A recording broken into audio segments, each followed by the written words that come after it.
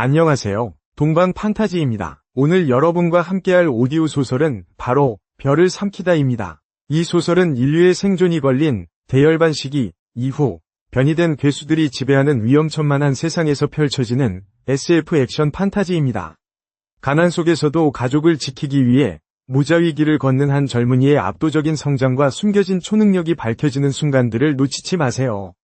과연 그는 모든 역경을 이겨내고 전설적인 영웅이 될 수 있을까요? 끝까지 함께 시청해 주시길 바라며 채널 멤버십 가입으로 동방 판타지의 새로운 모험을 지지해 주시면 감사하겠습니다. 위안구 제3고등학교 따르릉 따르릉 따르릉 수업 종료를 알리는 벨 소리가 요란하게 울려 퍼지며 교정에 메아리쳤다. 순식간에 고요하던 학교는 시끌벅적해졌고 교실마다 학생들이 쏟아져 나와 335 모여 왁자지껄하게 이야기를 나누었다. 라봉 선배님, 라봉 선배님, 굵직한 목소리가 다급하게 들려왔다. 아봉, 누가 널 부르는데. 학생들 사이에서 한 소년이 위아한 표정으로 고개를 돌렸다. 그는 175 정도의 키에 마른 체격이었고 푸른색 운동복을 입은 채 두꺼운 책을 들고 있었다. 반면 그의 이름을 부른 학생은 마치 움직이는 탑처럼 보였다. 적어도 190는 되어 보이는 거구의 곰 같은 등과 어깨, 그리고 두 팔에 근육이 불끈 솟아 있었다. 넌 누구? 라봉은 낯선 얼굴의 거구 남학생을 탐색하듯 바라보았다. 우스꽝스러운 장면이 연출되었다. 거대한 탑 같은 남학생이 가냘픈 갈대 같은 라봉을 존경심 가득한 눈빛으로 바라보며 조심스럽게 다가와 주저하며 입을 열었다. 라봉 선배님, 부탁 하나만 드려도 되겠습니까? 무슨 일인데? 라봉이 웃으며 물었다. 제가 권법을 연습할 때 주먹을 내지르고 힘을 싣는 과정에서 뭔가 불안정한 느낌이 듭니다. 어딘가 잘못된 것 같은데 혹시 선배님께서 시간 좀 내어 지도해 주실 수 있으신지요? 무관의 사부님께서는 제 기력이면 주먹 한 방에 50% 이상의 역도를 낼 수 있다고 하셨는데 아무리 연습해도 도달하지 못해서 답답합니다. 말을 마친 그는 기대에 찬 눈빛으로 라봉을 바라보았다. 오, 그렇다면 이번 주말 오후에 무관으로 나를 찾아오도록 해. 괜찮지. 감사합니다, 선배님. 거구의 남학생은 감격한 표정을 지었다. 별거 아냐. 라봉은 가볍게 웃으며 친구들이 기다리는 곳으로 발걸음을 옮겼다. 거대한 인간 탑은 라봉의 뒷모습을 바라보며 흥분을 감추지 못했다. 그는 두 주먹을 불끈 쥐며 작게 소리쳤다. 아싸, 성공이다. 옆에 있던 교복 차림의 남학생이 놀란 듯 물었다. 라봉 선배가 그렇게 쉽게 승낙할 줄은 몰랐는데. 거구의 남학생은 득에양양하게 입꼬리를 올렸다. 헤헤, 별거 아니야. 넌 그 형이 얼마나 친절하고 성격 좋기로 유명한지 몰랐냐. 하지만, 친구는 여전히 위아하다는 표정이었다. 우리 제3고등학교 전교생 5,000명 중에서 무관에 고급제자, 칭호를 얻은 사람은 단 3명뿐이잖아. 나머지 2명인 장호백과 류정은 나도 알지만 걔네들은 콧대가 하늘을 찌를 듯이 높아서 우리 같은 애들 지도하느라 시간 낭비할 녀석들이 절대 아니라고. 난 라봉 선배도 그럴 줄 알았지.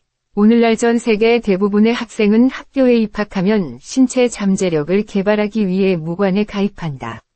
위안구 제3고등학교에는 총 5,000명에 가까운 학생이 새 학년에 걸쳐 재학 중이지만 대다수는 초급 제자이고 소수만이 중급 제자에 도달했다. 그리고 고급 제자는 한 손으로 꼽고도 손가락 2개가 남을 정도였다. 백문이 불여일견이라잖아. 방금 내 눈으로 똑똑히 못 봤냐. 라봉 선배가 그 콧대 높은 두 녀석이랑 같을 리가 있겠어. 거구의 남학생은 입을 삐죽이며 감탄했다. 그 두 녀석은 부자 부모 만나서 어릴 때부터 돈 아끼지 않고 보약을 처먹으며 컸으니 지금처럼 된 거지. 라봉 선배가 걸어온 길은 차원이 다르다고. 친구도 고개를 끄덕이며 동의했다. 나도 들었어. 라봉 선배네 집안 형편은 우리랑 별반 다를 게 없어서 싼 임대 아파트에 산다고 하더라. 맞아. 라봉 선배가 지금의 성취를 이룬 건 순전히 피나는 노력 덕분이야. 오로지 자신의 주먹과 발로 일궈낸 거라고. 장호백 같은 놈들이 감히 비교나 될 것 같냐. 그래서 라봉 선배는 내 인생의 목표야. 맹세하는데 대학 졸업하기 전에 나도 반드시 시험을 통과해서 고급 제자 칭호를 따고 말겠어. 거부의 남학생은 두 주먹을 꽉 쥐었고 눈빛은 불타올랐다. 이때 두 수다쟁이의 화제 중심인 나봉 선배는 아무렇지 않게 친구와 함께 교문을 빠져나오는 인파 속에 섞여 있었다. 아봉, 챗 기분 좋겠는데. 아까 그 덩치 큰 녀석이 내 지도를 부탁하고 나서 친구한테 내 칭찬을 아주 침이 마르도록 하더라. 착하다느니, 친근하다느니, 옆을 걷던 친구가 킬킬거리며 놀렸다. 왜 그래, 위문, 설마 질투하냐. 나봉이 웃었다. 널 질투한다고. 위문이라 불린 친구는 코를 문지르며 능글맞게 웃었다. 꿈깨라, 임마. 난 그저 그 덩치 큰 녀석이 불쌍해서 그런다. 그 녀석은 자기의 나봉 선배님이 지난번 비무에서 고급 제자 3명을 혼자서 박살내서 기어 다니게 만들었다는 걸 알기나 할까. 히히, 그 사실을 알면 아마 너무 존경스러워서 심장마비로 죽을걸. 나봉은 말없이 미소만 지었다. 자신의 명성을 확고히 했던 그 전투는 아직도 생생했다. 그는 친구의 어깨를 툭툭 쳤다. 집에 나가자. 위문은 과장되게 몸을 떨며 어깨를 쭉 늘어뜨렸다. 아봉, 제발 살살 좀 해라. 네가 툭 치니까 내 어깨뼈가 으스러질 것 같잖아.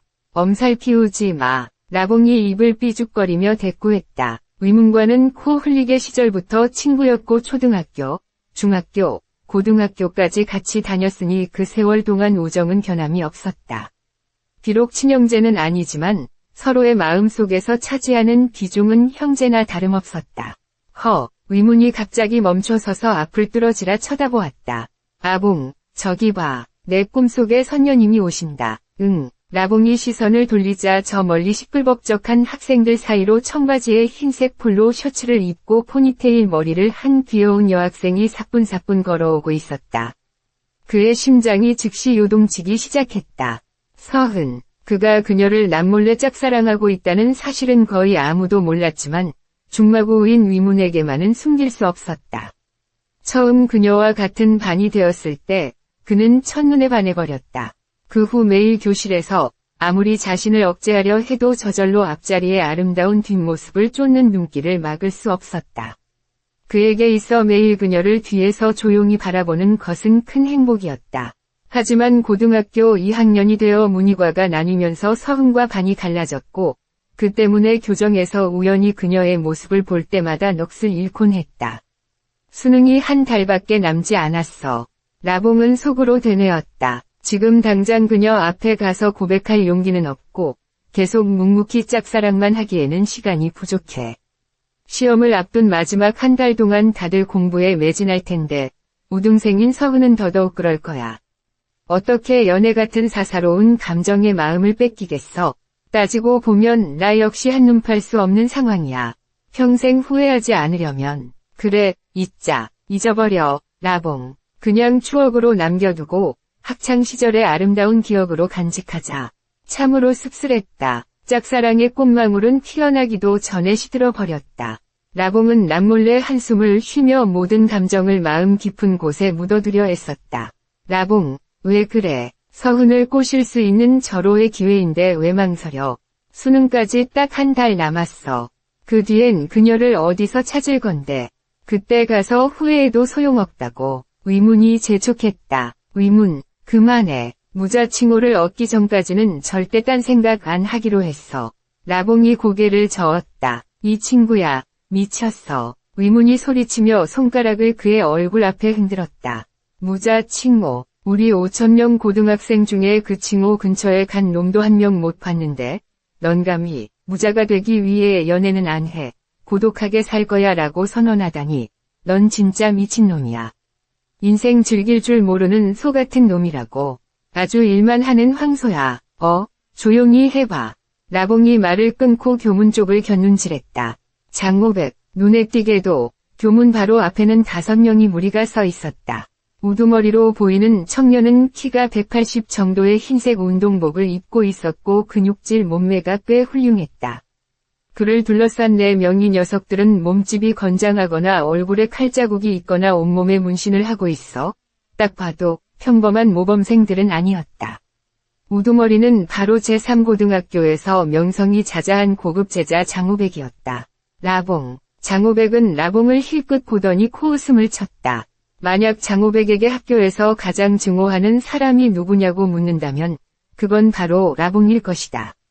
무관의 고급 제자 칭호를 얻은 3명 중 남학생은 단 2명. 나머지는 여학생이니 당연히 한 산의 호랑이 2마리가 살 수 없는 법. 장호백은 부잣집 도련님이고 라봉은 가난한 집 아들이다. 하지만 공부 성적으로 따지면 그는 라봉에게 한참 뒤처졌다. 무력으로 따져도 둘 다 고급 제자라지만 지난번 무관에서 벌어진 전투에서 라봉은 3명이 고급 제자를 상대로 혼자 싸워 그들을 박살냈었다. 그때 불행한 3명 중 하나가 바로 장호백 도련님이었다. 그 싸움에서 우리 도련님의 치아 하나가 주인을 배신하고 가출해버렸다. 부유한 집안과 좋은 조건을 가졌음에도 그는 모든 면에서 라봉에게 눌려 지냈다. 학생들끼리 잡담할 때 누군가 장호백을 칭찬하기라도 하면 꼭 다른 누군가가 라봉과 비교하곤 했다. 분노, 원한, 라봉에 대한 장호백의 악감정은 실로 거대했다. 가자, 장호백은 분한 듯 입술을 핥았다. 혀끝에 닿는 치아의 허전함이 지난번 입안이 피투성이가 되도록 맞았던 굴욕적인 장면을 떠올리게 해 그의 눈빛이 어두워졌다. 위문은 멀어지는 장호백 일당의 뒷모습을 보며 웃었다. 저 장호백 녀석, 역시 교육 효과가 있네.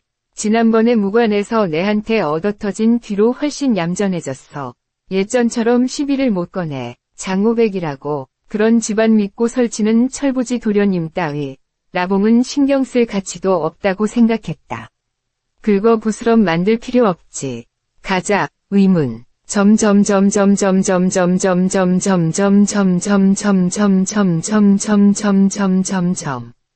빵, 빵, 빵. 도로 위로 자동차 경적 소리가 요란했다. 현재 어디에서도 휘발유 냄새는 거의 맡을 수 없었고 전기가 가장 보편적인 에너지원으로 쓰이고 있었다. 의문, 시험까지 한 달 남았어. 우리 둘 다 힘내자. 라봉은 보도 위에서 친구와 나란히 걸으며 말했다. 무관 일은 잠시 제쳐두고 매일 조금씩만 연습하면 돼. 정신을 온통 학과 공부에 집중해야 해. 대학 입시가 얼마나 중요한지 알잖아. 우리가 12년 동안 쏟아부은 노력이 이번 한 번에 달려있다고. 그래, 지난 12년 동안 진짜 뭘 배웠는지 이번 시험으로 판가름 나겠지.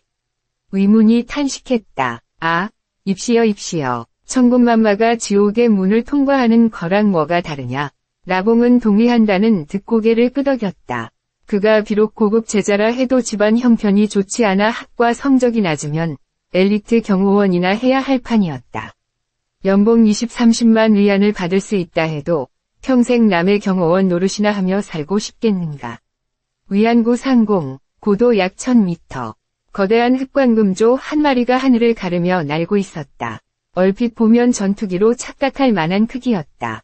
몸 길이는 적어도 20m에 달했고 깃털 하나하나가 금속처럼 희미하게 빛났다. 머리 꼭대기에는 검은 깃털이 왕관처럼 솟아 있었고 발밑에는 날카로운 황금빛 발톱이 번뜩였다. 차가운 푸른 눈으로 아래쪽 도시를 끊임없이 관찰하는 독수리의 눈에서 간간히 사레가 뿜어져 나왔다. 히에에에 이미 엄청난 속도로 비행하고 있었지만 흑광금조는 갑자기 속도를 높였다. 순식간에 음속을 돌파하는 무시무시한 속도였다. 동시에 입에서 고막을 찢는 듯한 날카로운 소리가 터져나왔다. 무시무시한 음파가 공간을 일그러뜨리며 지상을 향해 빠르게 퍼져나갔다. 위안구의 넓은 사거리, 라봉은 의문과 함께 신호를 기다리고 있었다. 갑자기, 지지지직, 마른 하늘에 날벼락 같은 굉음이 터졌다. 귀가 먹먹할 정도로 고막을 찌르는 소리에 라봉은 고통을 느끼며 인상을 찌푸렸다.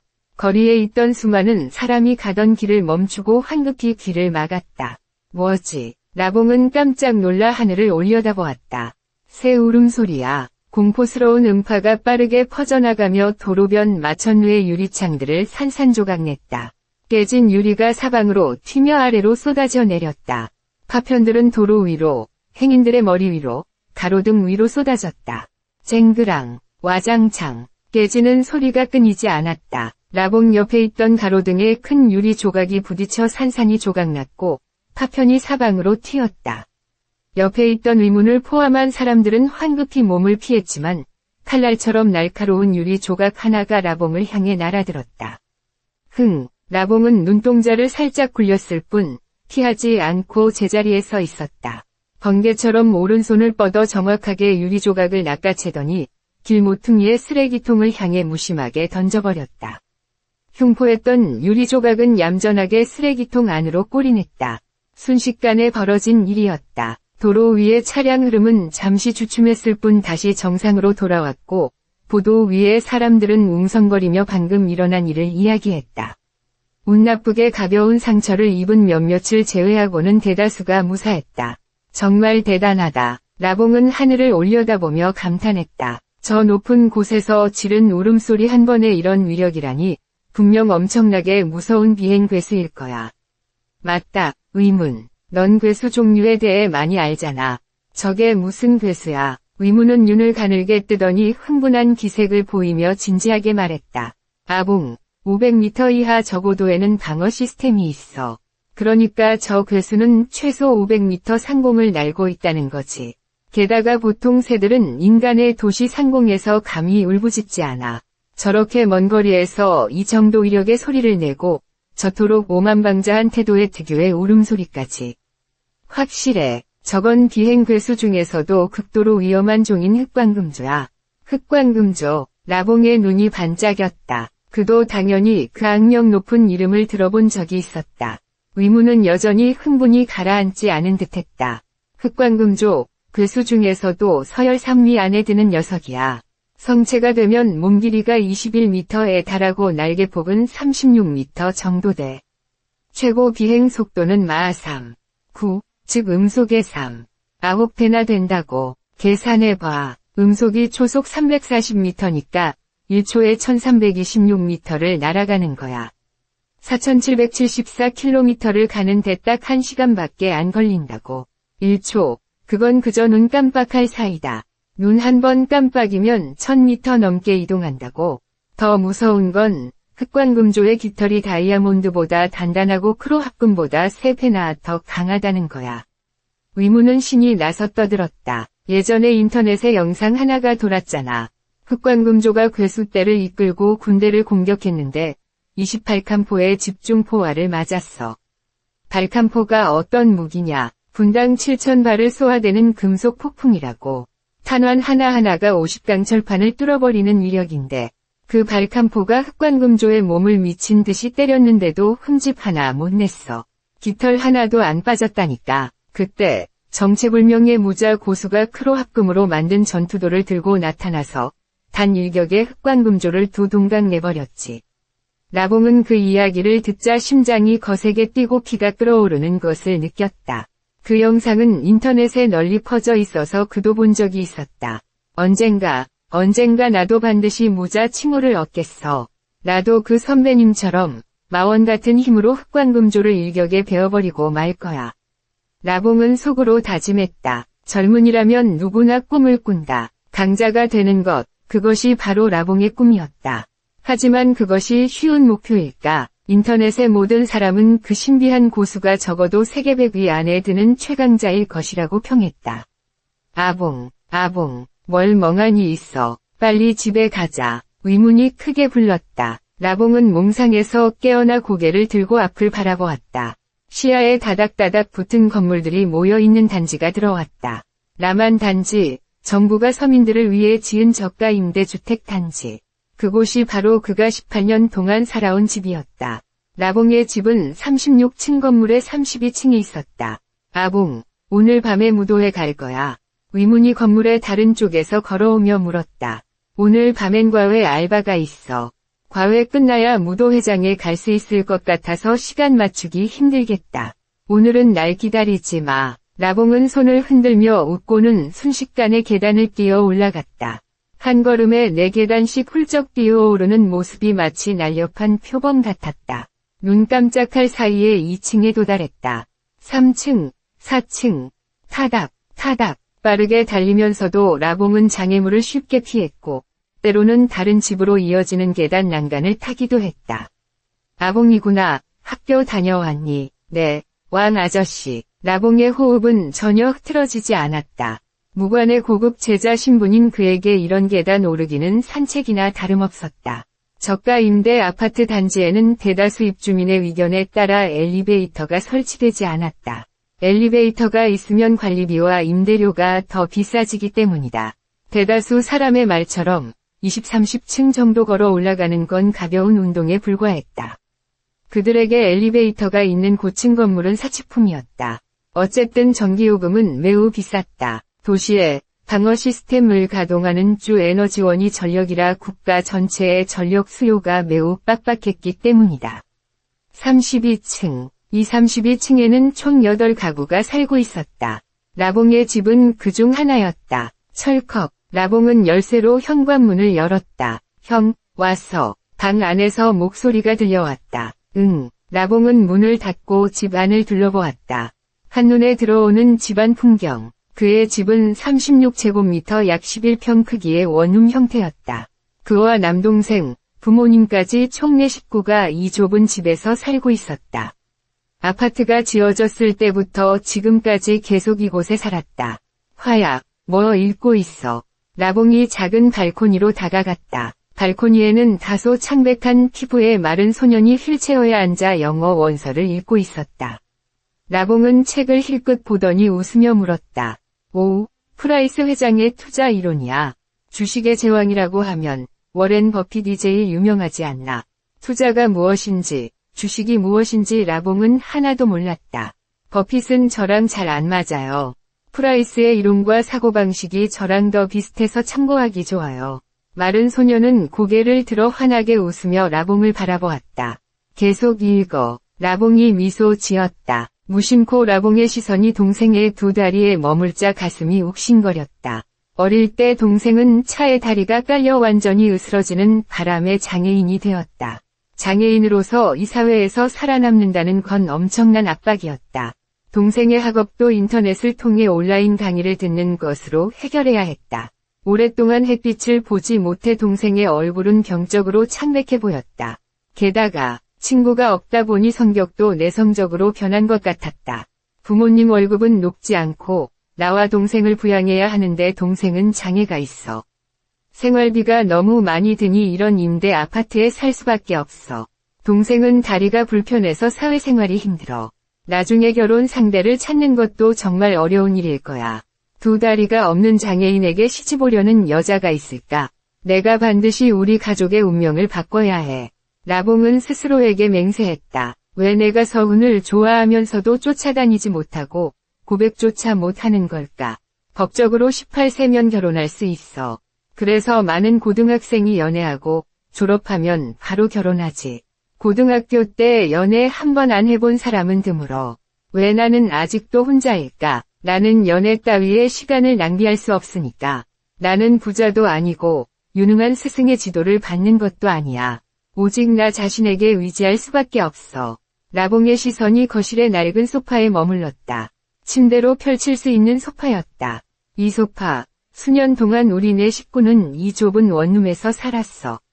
나와 유일한 동생은 침실에서 자고, 부모님은 몇 년째 거실 소파에서 주무시고 계셔.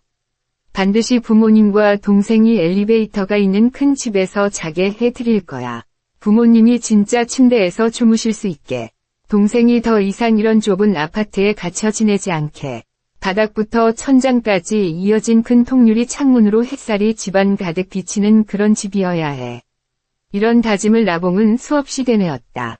바로 이런 이유 때문에 그는 어릴 때부터 필사적으로 노력했다. 그래서 그는 5,000명이 고등학생 중단 3명뿐인 무관 고급 제자가 될 수 있었다. 그 3명 중 평범한 가정 출신은 오직 그뿐이었다. 나머지 둘은 모두 부잣집 자제들이었다. 콸콸, 수도꼭지에서 물이 쏟아져 나와 금세 주전자를 채웠다. 전기 주전자 코드를 꽂은 뒤 라봉은 역사책을 들고 소파에 앉아 요점을 훑어보았다. 갑자기 탁 물이 다 끓었다. 라봉은 책을 내려놓고 보온병에 물을 따른 뒤 플라스틱 컵에 뜨거운 물을 가득 부어 탁자 위에 올려놓았다. 서기 2026년 홍택 호수에서 홍택 전투가 발발. 그래, 2026년이야. 라봉은 역사적 사건을 암기했다. 학교 과목 중에서 라봉이 가장 잘하는 건 수학이었지만 가장 흥미를 느끼는 건 역사였다. 21세기 역사를 되돌아볼 때마다 그는 탄식을 금할 수 없었다. 그것은 격변의 역사였다. 화야, 라봉이 동생 옆으로 다가갔다. 형, 무슨 일 있어? 동생 라화가 읽던 책을 내려놓았다. 이 책에 총 139개의 핵심 요점이 있는데 내가 다 외웠거든. 네가 한번 테스트해줘. 라봉이 손에 든 역사책을 동생에게 건넸다. 라화는 책을 받아 들고 웃으며 말했다. 좋아, 형 실력을 시험해 볼 기회가 흔치 않지. 내가 물어볼 건데 틀리면 망신일걸. 물어봐. 라봉이 웃으며 소파에 앉았다. 강인한 체력을 가진 한 사람이 장강양쯔강 강변에서 호랑이 머리를 한 교룡 이무기을 베어 죽이고 10만 명 넘는 사람을 구했어. 10만 명이 강남 기지로 무사히 이동할 수 있도록 돕고 장렬히 전사한 이 사람은 누구지? 고향은 어디고, 사망 당시 나이는, 사건 발생 시기는, 라화는 꼼꼼히 훑어보더니 질문을 던졌다. 국가로부터 사성 영웅 훈장을 추서받은 동남표, 강소성 대응 사람이야. 사망 당시 39세였고, 사건 발생일은 서기 2018년. 라봉은 미간을 살짝 찌푸렸다. 동생 라화가 몰아붙였다. 정확한 날짜는 2018년 몇 월 며칠, 아마. 라봉은 확신이 없었다. 6월 18일일 거야. 하하, 첫 문제부터 틀렸네. 동생 라화가 고개를 저으며 말했다. 사성 영웅 훈장을 받은 동남표는 강소성 태응 사람이 맞아. 향년 39세도 맞고, 하지만 사건 발생일은 2018년 6월 16일이야. 아, 라봉은 머리를 치며 쓴웃음을 지었다. 16일이랑 18일은 항상 헷갈리네. 계속 물어봐. 좋아, 잘 들어. 두 번째 문제. 라화는 꽤 신이 난 눈치였다. 서기 2023년, 어디에서, 형제가 묻고 답하는 사이 시간은 빠르게 흘러갔다. 이 책 문제 절반은 물어봤네. 68개를 물어봤는데 형이 63개 맞췄고 5개 틀렸어. 라화가 벽시계를 올려다보았다. 부모님 곧 오시겠다. 마지막으로 하나만 더 물어볼게. 남은 절반은 다음에 하자. 마지막 문제. 좋아, 물어봐. 라봉은 집중력을 높였다. 이건 아주 기초적인 거야. 대열반 시기의 주요 사건들을 말해봐. 라화가 물었다. 라봉의 표정이 진지해졌다. 대열반 시기는 인류의 변화에 있어 가장 중요한 역사적 단계였다. 21세기, 세계적으로 몇 차례 독감 유행이 있었어. 서기 2003년 사스 바이러스, 그 후 2009년 신종플루 1.1가 있었지. 그리고 서기 2013년, 마침내 무시무시한 바이러스가 창궐했어. 바이러스는 퍼지는 과정에서 20개 이상의 변종을 일으켜 방역을 더욱 어렵게 만들었지. 전 세계 모든 나라에서 사망자가 발생해서 방역 작업 덕분에 병세는 어느 정도 통제되었지. 하지만 서기 2015년 1월, 바이러스가 가장 끔찍한 변종인 바이러스로 진화했어. 과거의 바이러스는 전파 과정에서 여러 변이를 일으켰지만, 물을 매개로 전파되는 변종은 물속에서의 생존 시간이 매우 짧았어. 하지만 바이러스는 체액과 흐르는 물을 통해 전파될 뿐만 아니라 가장 무서운 건 공기 감염이 가능하다는 거야. 게다가 공기 중에서 생존하는 시간이 무려 3시간이나 돼. 라펑은 어떤 예감을 느꼈다. 여튼 황금색 구체가 정신염력을 방출한다고. 그런데 나는 예전에 정신염력이 전혀 없었는데 이번 혼절로 생겼어. 라펑은 자문했다. 그렇다면 이번 혼절 과정에서 저 옅은 황금색 구체가 대량의 정신염력을 방출해서 나에게 강력한 정신염력을 갖게 했을 뿐만 아니라 덤으로 내 몸을 개조한 거군. 내 신체 능력도 강하지만 정신염력과 비교하면 아직 멀었다. 맞아. 아까 죄수들이 나를 공격하고 있을 때 그중 한 명이 비도를 던졌는데 그 비도가 어깨를 꿰뚫기 직전에 갑자기 방향을 바꾼 것은 바로 내 정신염력이 작용한 거야. 라펑은 실제 상황을 바탕으로 쉽게 사건의 진상을 파악했다. 확실히 이번 혼절 과정에서 옅은 황금색 구체는 대량의 정신염력을 방출했다. 하지만 사실 라펑이 감옥에 들어간 첫날 밤 처음으로 유전자 원능을 수련하여 우주 에너지를 흡수한 것도 이미 위시케를 변화시켰다. 설령 그 비도 때문에 옅은 황금색 구체가 대량의 정신 염력을 방출하지 않았더라도 시간이 흘러 조금씩 쌓이면 결국 정신 염력을 갖게 되었을 것이다. 비도에 기습당한 것이 라펑을 더 일찍 깨우쳤을 뿐이다. 지금까지 내가 혼절한 건 10중 8구 이 옅은 황금색 구체 탓이야. 하지만 지금은 옅은 황금색 구체가 정신 염력을 방출해서 나를 다시 혼절하게 만든 거지. 라펑은 마치 두기 홍수를 맞고 있는 것 같다고 느꼈다. 그 때문에 옅은 황금색 구체가 정신 염력을 발산하지 못해서 라펑이 매일 두통을 앓았던 것이고, 지금은 큰 길이 뚫린 것처럼 끊임없이 정신 염력을 방출하니 자연히 두통 문제는 없을 것이다. 다음 날 아침, 라펑은 침실을 나와 아래층으로 내려가 보니 거실에 한 사람이 앉아 있었다. 라펑 선생님, 좋은 아침입니다. 군복을 입은 남자가 일어서며 미소 지었다. 안녕하세요. 라펑이 의아하게 물었다. 여기는 어디고, 제가 왜 여기에 있습니까? 그리고 저는 당신을 만난 적이 없습니다. 이 교도관은 미소 지으며 말했다. 자기소개를 한번 하겠습니다. 저는 이 위안구 구치소의 교도관 동안입니다. 그리고 이곳은 위안구 군 요양소입니다. 라펑 선생님, 당신이 준무인 시험을 통과했을 줄은 상상도 못했습니다. 우리 구치소는 라펑 선생님을 구금할 권리가 없습니다. 현재 라펑 선생님은 집으로 돌아갈 권리가 있습니다. 지금 집에 가라고요. 라펑이 고개를 끄덕였다. 어제 자신이 그렇게 많은 죄수들을 때렸고, 특히 금속 의자에 주먹과 발길질을 했으니 사람들이 자신의 실력을 쉽게 판단할 수 있었을 것이다. 라펑도 이상하게 생각하지 않았다. 한 가지 묻고 싶은데 도대체 누가 저를 해치려고 했습니까?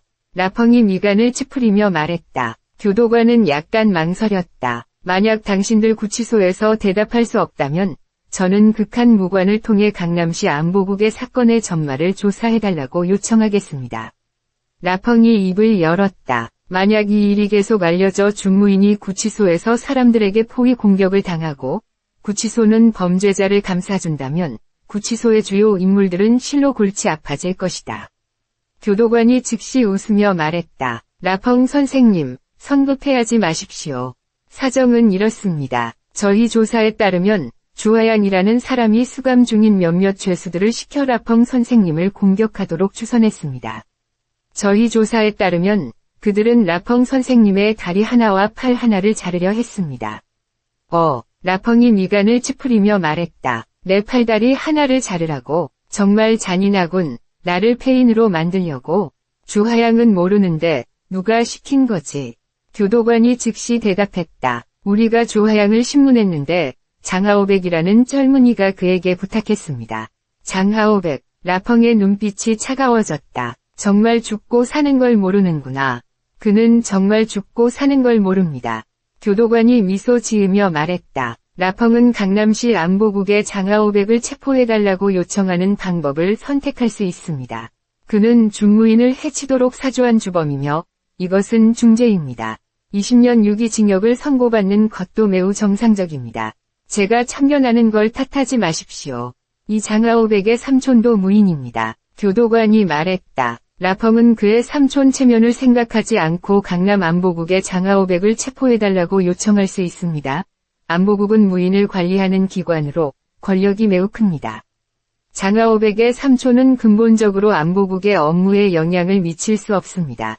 그의 삼촌에게 미움을 사는 것을 개의치 않고 장하오백을 상대하는 것을 선택할 수도 있고, 아니면 몰래 합의를 요청하여 장씨 가문에게 배상을 강요할 수도 있습니다. 모든 것은 라펑 당신이 직접 결정할 일입니다. 교도관이 미소 지으며 말했다. 저는 할 말을 다 했습니다. 라펑 선생님의 물건도 여기에 있습니다. 라펑이 고개를 끄덕였다. 암묵적으로 화해하고 상대방에게 거액의 배상금을 강요할 것인가? 아니면 장하오백을 상대할 것인가? 네, 아빠, 안녕하세요. 라펑이 휴대폰을 들고 말했다. 저 구치소에서 나왔어요. 조금 있으면 집에 도착할 수 있어요. 집에서 아침 먹을게요. 걱정 마세요, 아빠. 아버지 아들은 실력이 대단해서 무슨 일이 있겠어요. 지금까지 동방 판타지의 별을 삼키다 1화였습니다. 평범한 삶을 살아가던 라펑, 그의 내면에 잠재된 정신염력이 드디어 각성했습니다. 상상조차 할 수 없었던 초월적인 힘을 얻게 된 라펑. 과연 그는 이 새로운 능력으로 어떤 미래를 맞이하게 될까요? 그의 무자를 향한 여정은 이제부터 어떻게 펼쳐질까요? 다음 이야기. 이 화에서 더욱 거대하고 예측 불가능한 라펑의 운명을 함께 지켜봐 주세요. 기대 많이 해주세요.